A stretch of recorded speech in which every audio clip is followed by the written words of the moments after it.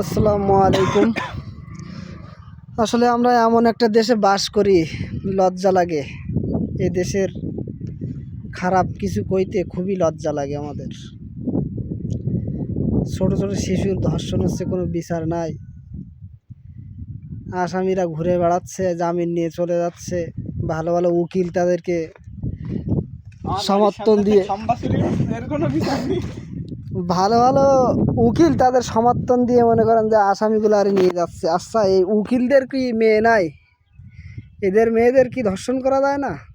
ছোট্ট একটা বাচ্চা তারা ধর্ষণ করে মারা হয়েছে।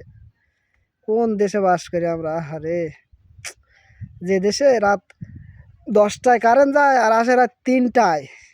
আহারে, কি একটা অবস্থা রে ভাই! কোন দেশে আমরা বাস করি ভাই? এই দেশে গ্যাসের সিলিন্ডারের দাম 1900 টাকা।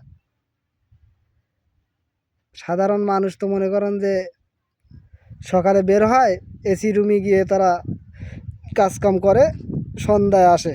বেতন এক একজনের মনে করেন ডেলি মজুরি পায় 1000 টাকা। এরা 1900 টাকার গ্যাস কিনবে, সমস্যা কি? এ দেশের দুর্নাম গাইতে খুবই লজ্জা লাগে। জন্মভূমি বলে কথা। অন্য অন্য দেশে মালের দাম উঠলে তার একটা রেফারেন্স দেওয়া লাগে জনগণের, তারপরে ওঠা লাগে, মানে উঠে মালের দাম। আর আমাদের দেশে মনে করেন যে আজকে গ্যাসের দাম 1450, কালকে হলো 1950। কি একটা মানে দেশে আমরা বাস করি! কি একটা সরকার আমাদের! এগুলা কি কোন ধরনের মানে কাজ কামে? একটা গ্যাসের সিলিন্ডারের 600 টাকা দাম বাড়ে, মাথা নষ্ট একটা বিষয় না? আসলে এগুলার নিয়ন্ত্রণ করার মতন কি কেউ নেই বাংলাদেশে?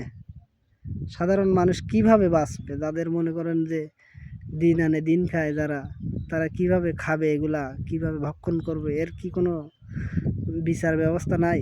আর এই যে ধর্ষণ করে, যে ছোট্ট ছোট বাচ্চাদের ধর্ষণ করে এভাবে মারা হয়, সে ধর্ষণকারী আবার আমাদের দেশে ঘুরে বেড়ায়।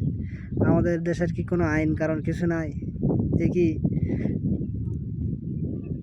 সেক্স উন্মুক্ত দেশ সেটা? এটাই তো বলতে চান নাকি? আর কিছু বলার নেই। এই যে যে দেশে আমরা জন্মগ্রহণ করছি, মানে খারাপ ভাষায় বলতে হয়, কিন্তু এগুলো তো বলা যায় না। এগুলো বলতে গেলে তো নিজের বিবেকে বাধা দেয়। গালি দিয়ে কি হবে? সেই একই ব্যবস্থা হবে, একই বিচার হবে এই দেশে। আজ একটা মেয়ে ধর্ষণ হইলো, তারে নিয়ে আমরা 2 দিন মাতামাতি করি, 3 দিনের দিন আরেকটা বিষয় নিয়ে আমরা মাতামাতি করি। ওইটার বিচার আর কিন্তু এ দেশে হয় না। খুব বাজেভাবে গালি দিতে মন চায় এদেশকে, কিন্তু পারি না। জন্মভূমি আমার সোনার বাংলা। তো ভালো থাকেন আপনারা। অনেক কথা বলে ফেলছি, যদি ভুল ত্রুটি হয়ে থাকে ক্ষমা দৃষ্টিতে দেখবেন। আসসালামু আলাইকুম।